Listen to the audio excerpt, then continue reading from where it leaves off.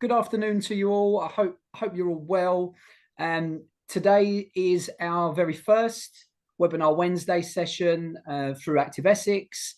We are here to support schools and the wider network, really with general topics and themes that may support you in your practice across this academic year. So, as I said, this is our first session, and this session is entitled Making the Most of Primary PE and Sport Premium Funding. So the session today will give you an overview around what primary PE sport premium funding is, a brief outline around kind of its place and purpose, and some updates for you and your setting, and really to give you guys a bit of an idea of expectations around how this funding can benefit, and also some of the expected standards, really to make sure that you meet the criteria for the funding as well. We are also going to share some good practice and ideas with you as well for this session. So, as I said, my name is Anthony. I'm part of the Children and Young People's team at Active Essex, and we've got Steve as well delivering with us today as well, who is my colleague and works in the Children and Young People team as well. So we're going to jump from slide to slide a little bit, and just to start us off, really, we have just some outcomes and aims that we're trying to achieve in today's session. So those are to give you guys in your settings really an overview of that guidance and some timeframes in which you're going to be working towards. So what with the impact report and how you're going to be sharing that reporting, that's going to be something key, and maybe some updates around some of the changes that have been announced recently as well. And as I said, some ideas really around solutions and thoughts that may be beneficial in your setting of how to use that funding really effectively. We're going to look at the KPIs and the 5 key objectives and look at the relationship really with your context and setting too. So I'm going to hand you over to Steve for our next section. Great, thanks, Anthony. So I think a very good place to start is to remind ourselves of the purpose of this funding, and DfE have provided this statement, which is really encouraging, actually. So it really hits home that it's not just about participation in sport, but it's about improving the quality of PE, and it's around developing the mental and physical health of young people. So if you take a second just to read that statement. The other interesting part of this, of course, is that this funding is very much about improving whole school aims and targets as well. So it even mentions within the statement around improved behaviour and better academic achievement. So mentioning the fact that we know that more active children, healthier children are likely to perform better at school in all sorts of ways. So I think that statement's a really important refresher for us as we start off. I will just add, actually, that all of these slides will be available afterwards, so we'll make sure that you've got access to all of this as well. So, okay, thanks, Anne. Next slide. It's then I think a case of taking ourselves back this timeline. So we've been on quite a journey for longer than this, if you're my age, but certainly the last 10 years have been quite an interesting time. In March 2013, we'd just come out the other side of about 18 months of uncertainty when the original School Sports Partnership system of funding had stopped. And we had about 18 months where we weren't too sure what we were going to do. And actually what happened was then we had the announcement that there was going to be this 2 academic years worth of funding.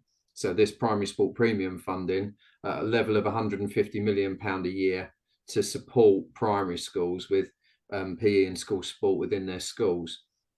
It was then announced in February 2014 that funding was going to continue until 2020. Now, at the time, that length of commitment, even now, was fairly unheard of. So we've had a reasonably stable funding system for a number of years for primary schools to benefit from. So I think really, if you look back 10 years, we're now reaching the stage where we really do need to make things sustainable and prove the impact of this funding. We obviously want it to continue, and it's really important that it does, but the investment that we've had over 10 years has been significant. And of course, in 2017, unexpected for me and probably for lots of other people, the Department of Education decided to double the grant. So you may remember that sugar tax was spoken about, and they actually generated some more budget through sugar tax to increase the grant. So an average primary school an average size primary school now would be expecting around £20,000, which was double the original grants from 2013 up to 2017. We then had the confirmation last summer that the funding would continue at that same doubled amount, and also a commitment to support the school games organiser network, of which I'm sure you're aware of in your local area, so that young people can access the school games as well. And then more recently, which we will touch on a little bit more, is this announcement on the 8th of March that the government confirmed a 2-year extension to primary premium funding and school games. So we've now found ourselves in a situation where we know the funding's in place this year, we know the funding's in place next year for both of those programs, and then we look forward to whatever the future may hold. We will, of course, have a general election at some point within this 2-year period. But as things stand, to have this level of commitment, we've been receiving confirmation on an annual basis. So actually, to have this 2 years worth of funding guaranteed is unusual, I guess, but also it makes a big difference to us because we can plan a little bit longer term.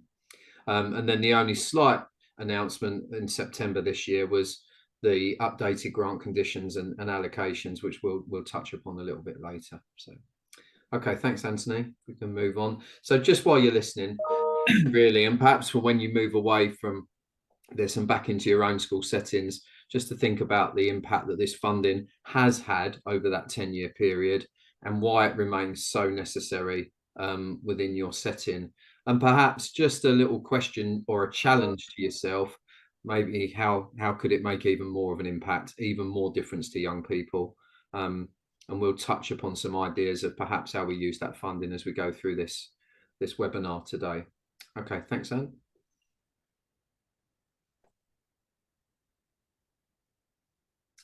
Okay, so touching a little bit more in detail on this March 2023, which was a big day in our world of PE and school sport, because a lot of things came together on the same day. So the Prime Minister made the announcement on 8th of March and actually it was backed by the Lionesses, and there was a lot of media and a lot of publicity around this, but tried to bring together a number of elements over a period of time in terms of funding and programs that the government were involved in, but made more of a commitment over the next 2 years to bring these things together.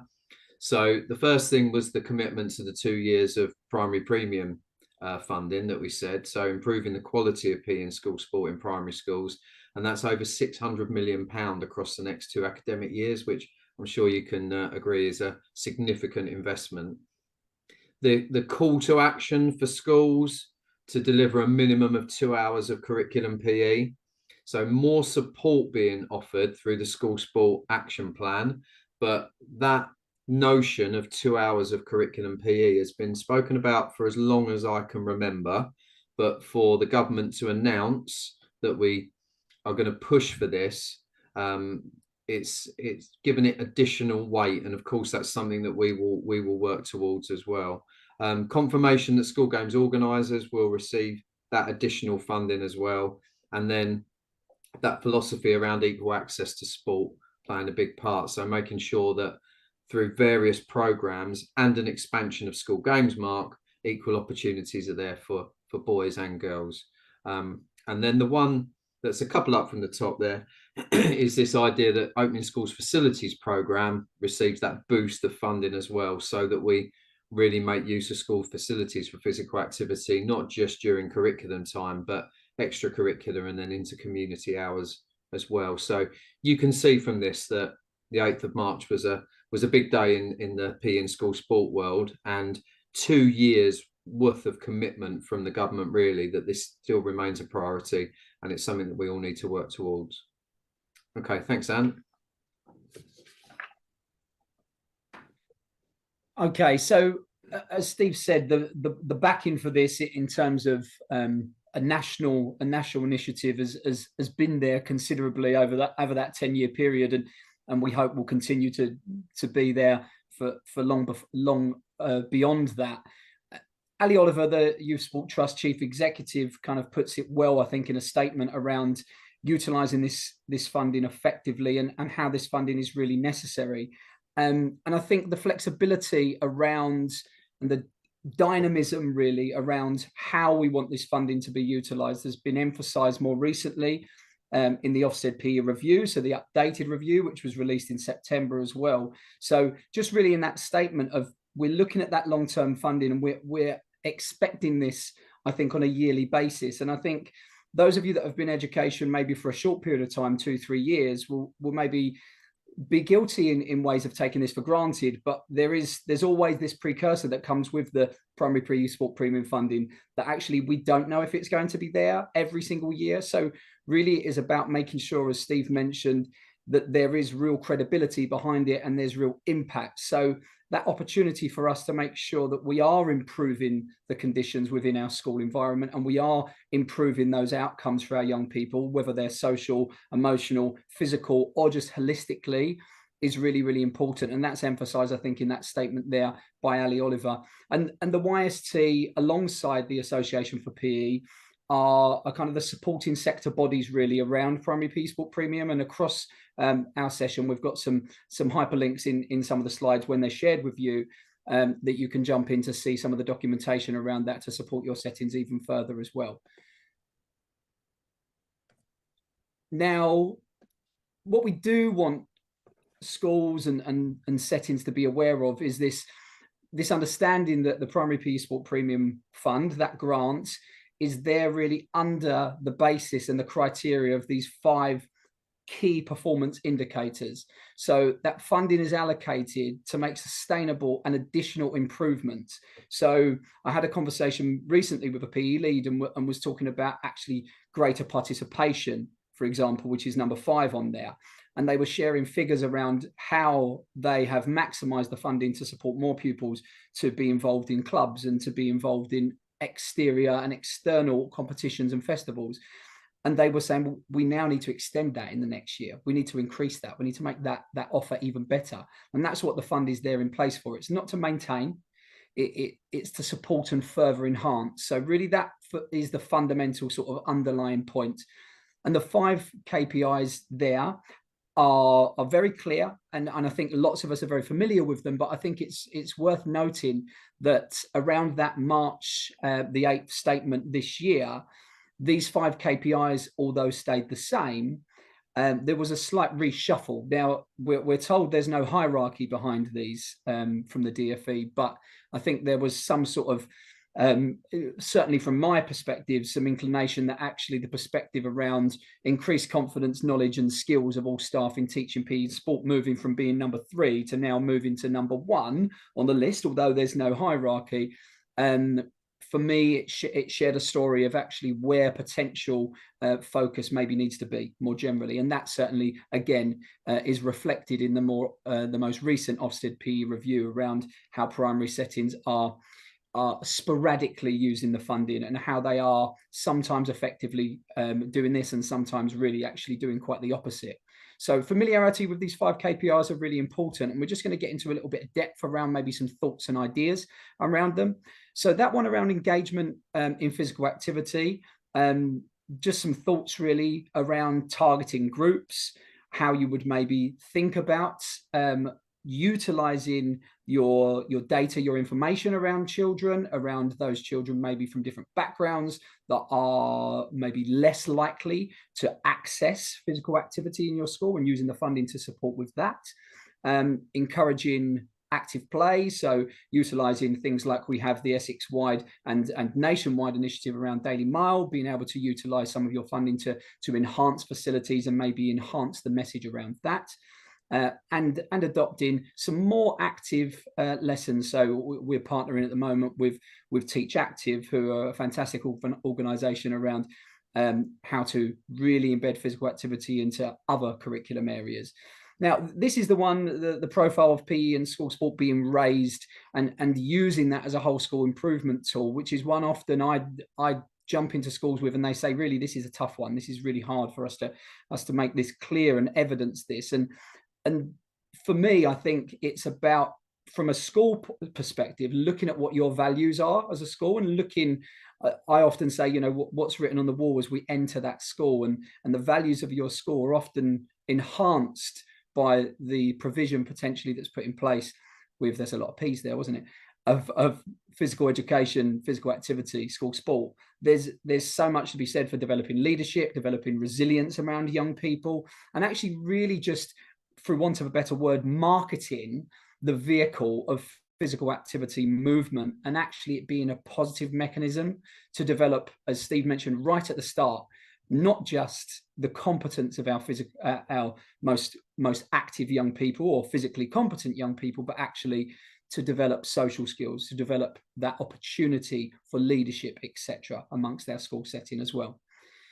Now, as we mentioned in the 5 KPIs there, that being now stated as number 1, increasing confidence and knowledge of the staff within the school setting is for me the one that's fundamental to the success and the real message around high quality curriculum physical education. So we'll get onto this shortly, but utilizing that funding effectively would be around this KPI, how you are upskilling the current staff that are there. And that may not be just teaching staff, that might be midday assistants, learning support assistants. So that might be recognized through certificates in things like level 1 and level 2 qualifications in multi-skills, or it may be actually using that funding to employ someone to step into the school setting on a 6-week block or a 12-week block to support as a specialist in making sure that team teaching is maybe something that's used to impact your skills and knowledge of your staff already there. So that may be focused around gymnastics or focused around dance or more generalist. So utilizing your school sport partnership and SGOs for that is a really good starting point. And even if making contact with us as an active partnership to look at how you would best do that is a good thought as well. That breadth, which we know about in terms of an Ofsted standpoint, breadth and depth around the curriculum, but how do we create that broad range of sports and activities? And again, that context of being in a school a couple of weeks back, and there was an archery event happening at the school that I was in recently, and I asked the question, who's the archery person here? Who's the person who's got that interest in archery? And actually the answer was, no one particularly. We had someone come in for a 6-week block. They did some archery work with us. We bought some of the equipment and the kids love it. So actually, again, from the Ofsted PE report recently, it's likely that most schools across England are participating or engaging in traditional sports such as football and netball. But are you utilizing pupil voice? Are you utilizing this concept around kind of co-production of your curricular or extracurricular offer, and actually asking your young people what would they like? Karate, parkour, badminton, lacrosse, American football. There's such a range of different physical activities that pupils may want to give a try to. Maybe if they've not experienced it themselves, this is what the curriculum is about. It's about an offer and an opportunity to experience as well. So this could be within curriculum or outside in competitions, festivals and clubs as well. And as I mentioned right at the start, increasing that participation as well, utilising your school games organisers and school sports partnerships within that process as well for competitions and festivals and further leadership opportunities as well. And this is worth noting really, really clearly. And this is something, again, which is a regular message around schools, not just in Essex, but beyond. Are we using that funding effectively? And there is a professional responsibility, I believe, that comes with that. And if we're not, then actually there needs to be consideration to the longer term impact or detriment that that's potentially going to have in our settings. If we are employing coaches or specialist teachers to just cover in sessions, actually, is that upskilling the current staff that are there? Well, quite honestly, the answer is no, it's not. It's de-skilling. So really, we need to make sure that we are utilizing that for an improvement purpose, a CPD purpose as well. It shouldn't be used to teach that base requirement. That wasn't why primary PE sport premium even coming in the first place. Curriculum PE for 2 hours was still being taught prior to that coming in. So we want the enhancement of it. So that's really clear. And this thing around capital expenditure is something that's brought up a lot. And I think the clear thing that I would say about that capital expenditure is defined by your school's capital expenditure policy. So being really clear about what that means. So really we're talking here actually large scale projects where a huge chunk of your funding is going to go now. And if the impact is happening just temporarily and momentarily, that really isn't going to impact the longer term effects of primary PE sport premium. Steve, did you want to mention anything on that? Because I know that's something that you deal with from time to time as well.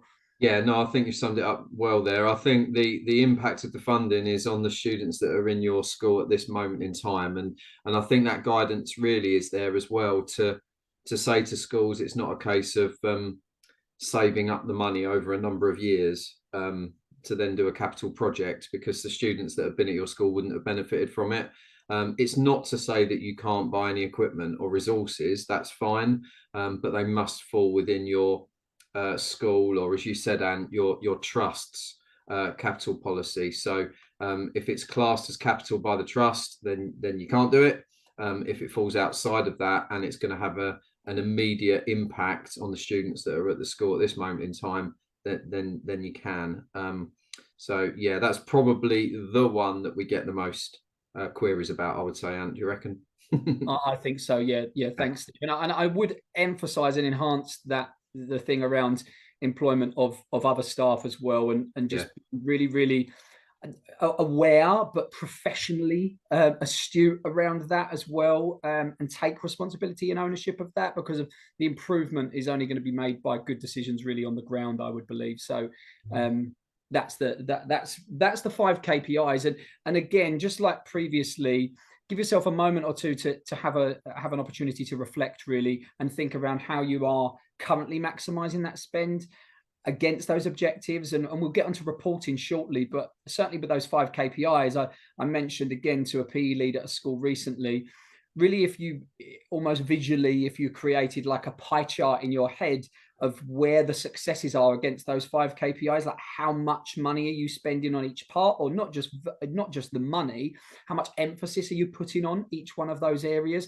So what is it that you're currently doing, and maybe where are the areas you need to fill? And probably more importantly, how do you know that? Again, asking that question collectively rather than sitting in a room on your own and answering that, maybe speaking to senior leaders, speaking to other members of staff within the school that are on the ground affecting practice, but also as well speaking to your young people and the wider community of, is it impacting? Is it having the desired effect? What would you like to do next as well? So just taking a moment or two to reflect really at this point. Yeah. That's great. Thanks, Ant. So what we've got here is, I mean, it moves on really nicely from the setting the scene there of the guidance to what does this really look like in practice. So what does it look like when the funding is used really effectively? And DFE have got some case studies which are available on the site. And what we've included within this presentation is some links across. And definitely I would advise having a look and a read through these. Because it might give you some ideas. You might read about some schools that have faced similar issues, challenges to yourselves, and found some solutions and use this funding really effectively for their whole school. And you can see there that the case studies are broken into different headings. So we've got one which is around specialist skills in curriculum design, curriculum mapping, building confidence in PE, etc. So that's there on the website.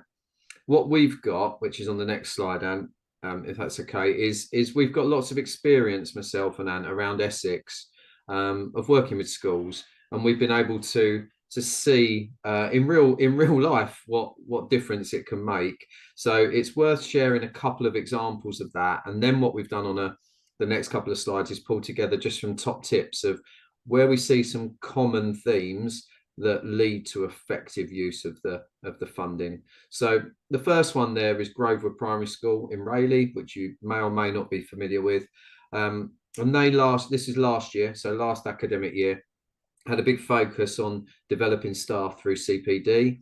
And just like Ant said, they use specialist staff going into the school to work alongside the teachers. And the key there is alongside and not instead of. And the specialist staff, after an audit which was carried out by the PE lead at the school, the teachers of the school were able to identify certain topics within the PE curriculum where they didn't feel as confident. And then each member of staff received at least a 6-week block of team teaching CPD with a specialist member of staff. So that creative team teaching model, where the specialist member of staff starts off leading more, and then there's a gradual handover, and then certainly by the end the teacher is doing the majority of the leading with support. And the way that was timetabled and thought out and carved out, I guess, within the curriculum, I think it just shows Grovewood is a big primary school, but it was possible there to make this work and to really put CPD at the heart of the funding for that year. And of course, what's now happened is we move on to the year after, and we've got a set of more confident and competent class teachers and primary school teachers that are able to deliver in some of these topics. And the auditing process was key to that. I have come across quite a few instances where schools do bring in staff to work alongside their staff, but have they really thought through the topics and the areas and where that expertise can have the biggest impact? So I think that would be one of the first examples on the very first. I mean, Ant said about shifting around the priorities of the key outcomes, and CPD is right up there, isn't it? It's right up there as number one now. And I think that's a great example of perhaps how your school could approach CPD from a different way, from a team teaching way. Then we've got St Joseph's Catholic Primary, which is on Canvey. Now, this is an interesting one because before there was so much talk around co-design and co-creation and youth voice and all these things that we're now really focusing on generally. St Joseph's did this a few years ago, actually. So when the funding was doubled, so that was 2017, and it was unexpected, really, that the funding was doubled. What they decided to do was they would allocate the first half of the funding as they'd already planned. So as a head teacher, senior leadership team, PE lead, etc. But for the other half of the funding, so 50% of it that year, we worked with them to do some focus group and some consultation with the children to find out where were the gaps, what did they really want to do, what would really make a difference to their school. And we really gave ownership to the children at that school of that 50% of the fund, which certainly in 2017 was pretty unheard of. And as a result, they created a whole program named by the young people. So Fantastic Fitness Fun was the name of it, which has carried on actually. And across the year, they have events, they have different clubs now, which the young people have requested. They have special days where they have visitors in school. All of the different year groups take part in different targeted activities, which the year groups have identified would most benefit them. And actually, they've carried it on. So what are we now, 2023? And we've still got this co-creation model working, which I often talk about. And now we're in a situation where more schools are doing this kind of work. So the focus group work was really important in that consultation phase with the young people, just as it was to create the school student ambassadors and young leaders and playground leaders and all these people that could gather views of young people. So yeah, it's a really positive model. And I think the common theme for both of those is that it will affect long-term change. And I think that's one thing that you could ask yourself with the spend in your own school is, will this affect long-term change? Is this not necessarily sustainable from a financial point of view in terms of that investment, but has that initial investment led to long-term change within your school? So are the skills staying in your school, or is the ethos staying in your school? Is the approach staying in your school? And I think that's a really important question to ask. If we move on to the next couple of slides, these are just some top tips really of things that we've come up with as we've moved around. So one thing is, when you're looking at your grant, not to think of it as a sports grant. That's important. Not to think of it as a PE grant. That's important. But to think of it as all of these. So it's about daily physical activity. It's about improving and increasing the opportunities for children to play. It's about giving them more sporting opportunities. And of course, it's about giving them the most positive experience that they can have of PE at school. So it's not just solely focusing on one of those. And I think the top tip would be to think of this as a whole program. And if you do that, some of these other things will happen. So we will be developing the whole child. We will be developing character and confidence and all these other things that we know participation in activity can do. And then it leads on, doesn't it? Because actually it can become part of your school improvement plan, because we've started an early morning breakfast physical activity club, but actually it's improving behaviour and it's improving attendance, and it's actually starting to really help with some of your whole school aims as well. Steve, sorry, Yeah, can sorry, I Anne. just say on that, just whilst it's in my mind, Yeah. one of the big bits of advice that I would always give to PE leads is try your best to get it on your school improvement plan written, or your school development plan written down, because of once that's there as a whole school action, it can be so much more impactful. So then the funding is going to lead into it, and people then start to see the value beyond, as Steve mentioned, that kind of development of whole child, etc. Yeah, and absolutely, it then gives weight to proving the impact, doesn't it? Because it's part of that report. So yeah, absolutely, that's true. And then the bottom two there are interlinked, really. So we know there's lots of research that we need our children to be outdoors more and to be active outdoors more. So outdoor learning opportunities, and we can be really creative with this. And mention Teach Active as an example, where actually we can take some of the traditional academic subjects and make them more active, but we can also get outdoors a lot more, as well as giving children the opportunity to be active on a daily basis through active travel. So whether it be through bikeability training and cycling to school, or scooting, or walking, or whatever that might look like, that daily physical activity, getting up to that 60 minutes is really important for the overall development of the young person. Thanks, Anne. We've got one more slide on this. We've moved away from this just being about PE. So it's definitely broader than that, but we don't want to lose sight of the fact that it's really important that our young people get the best PE lessons that they can. And that's an engaging lesson. That's a lesson where they learn. That's a lesson where they get to participate and they're challenged and they ask questions and all these sorts of things. So what we're not saying is we're not going to list the sports, because that's not what it's about. It's about finding what these young people need. But high quality PE, as we've already said, comes delivered by really highly skilled and competent and confident teachers. And that's where this grant can really play a part.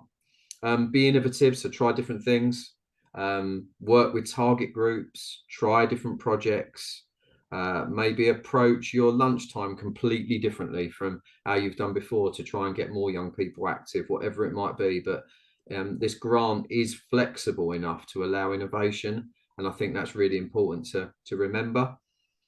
Swimming is key. Our national swimming figures are not brilliant, and therefore we need to do lots of work to help these young people swim. We also lost a couple of years of delivery of swimming during COVID and the lockdown period.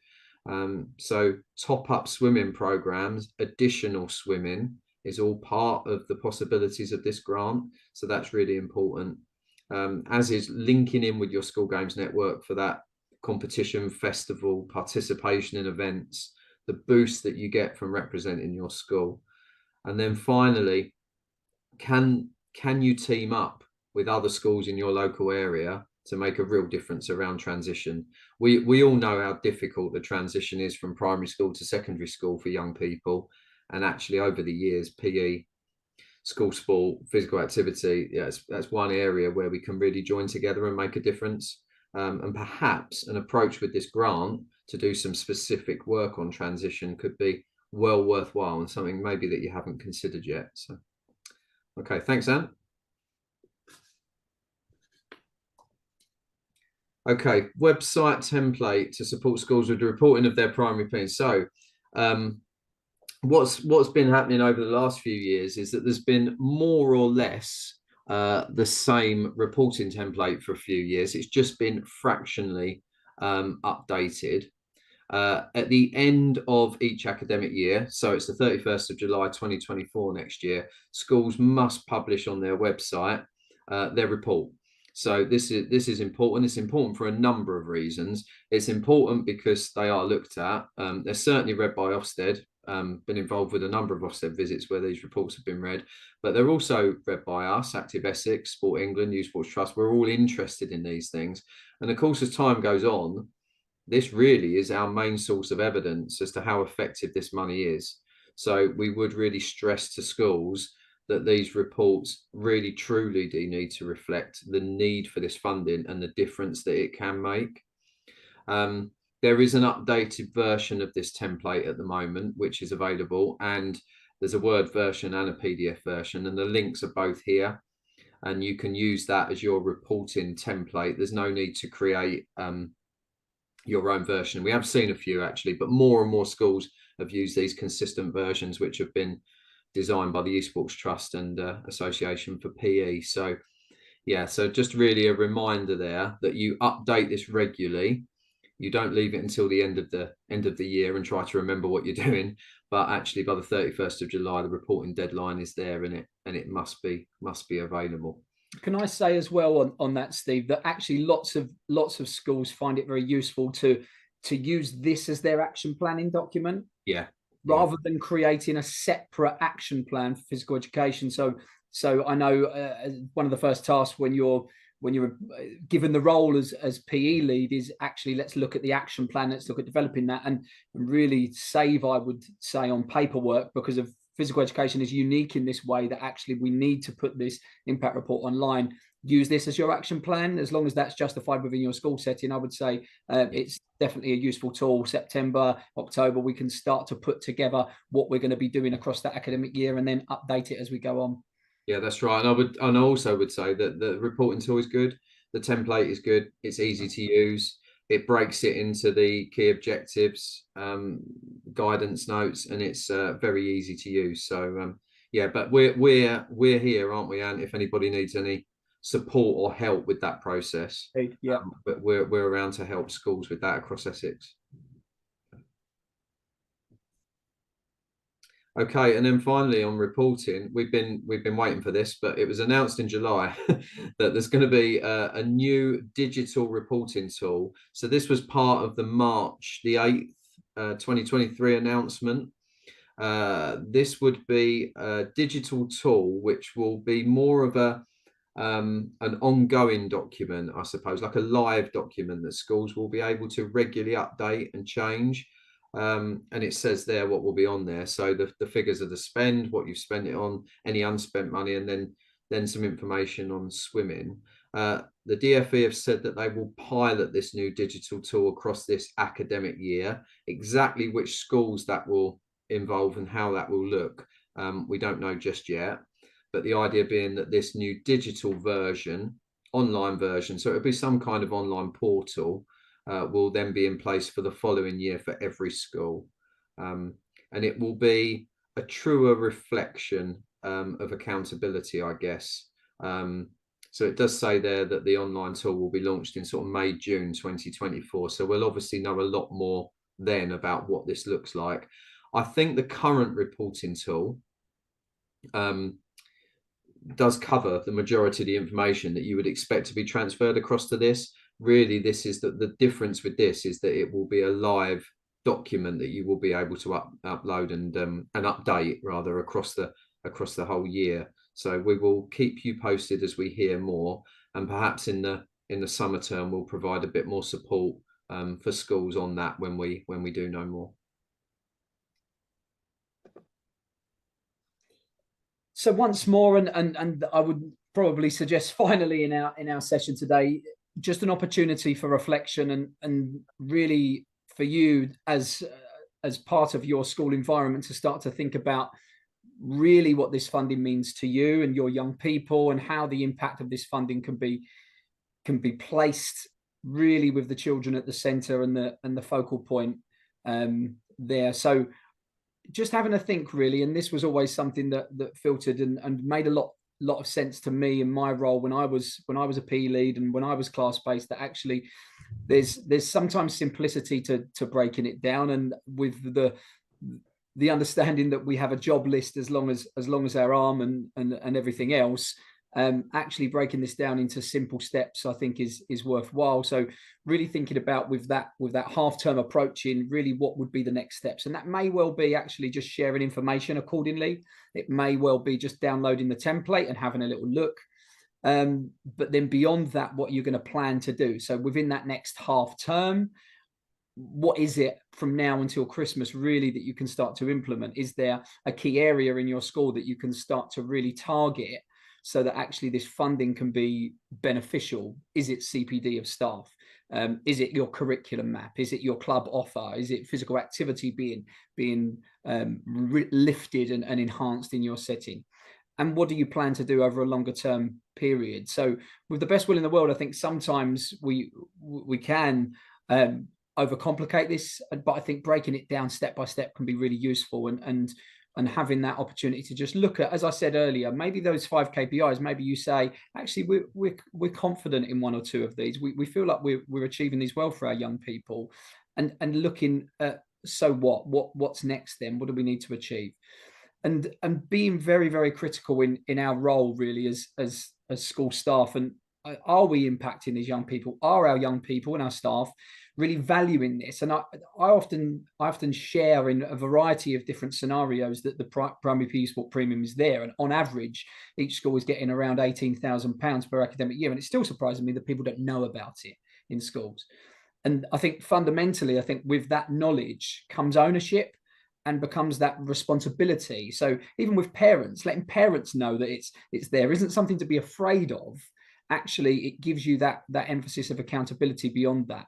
And as Steve mentioned, that flexibility and innovation around how primary PE sport premium funding can be spent. So how can we use this to really enhance primary PE sport premium funding and physical education, school sport, physical activity across our setting? So just to wrap up with today, if there's anything from today's session that you wanted to jump further into, feel free to jump onto the Active Essex website. Again, after today's session later this week, we will share the information with you guys of the slides and any information that we've included on there, including the links to those reporting documents as well. But if you wanted to drop us an email, my email address and contact details are on there as well. And also really looking ahead, thinking about CPD as well. Our CPD calendar across this academic year has enhanced, and we are offering many opportunities really from now until the end of the academic year for your staff to involve in. So every Wednesday, not every Wednesday, Steve, otherwise we're going to be too busy, aren't we? A Wednesday for each half term, we have a webinar session. So jump on to those, have a look at those on the CPD section of our website. We have lots of training opportunities coming up, health and safety and physical education coming up in areas such as Thurrock and William de Ferrers areas, and look out for those coming into your areas as well. We have some primary focused PE sessions. We have an indoor high quality PE indoor session and a primary curriculum gymnastics session, both coming up in November and December. So look out for those on the CPD calendar. We have some work and co-creation of some CPD support for our early years team. So if you have early years colleagues that are really looking to enhance provision of physical development, lots around that going on at the moment. So we're partnering with some good organisations to support with that process. Lots and lots going on. The PE conference will be the culmination really of this academic year, where we look to really share not just this year's work, but also look ahead to how we can develop practice and provision beyond that. And we will look to your voices and the young people in your settings really to mold that and shape that going forwards. And do look out on our website and our social media channels for our campaign and for our campaign work around Move With Us. And also our counts, our year of numbers and Count with Courtney challenges that are about at the moment that can support your schools in being physically active through number work as well. So we hope today's session has been beneficial for you, and we certainly wish you guys a very healthy and happy half term. Again, lots of alliteration going on, and we will look forward to being in contact with you and your schools very soon. So we'll see you later on. Thanks, Anne. See you all.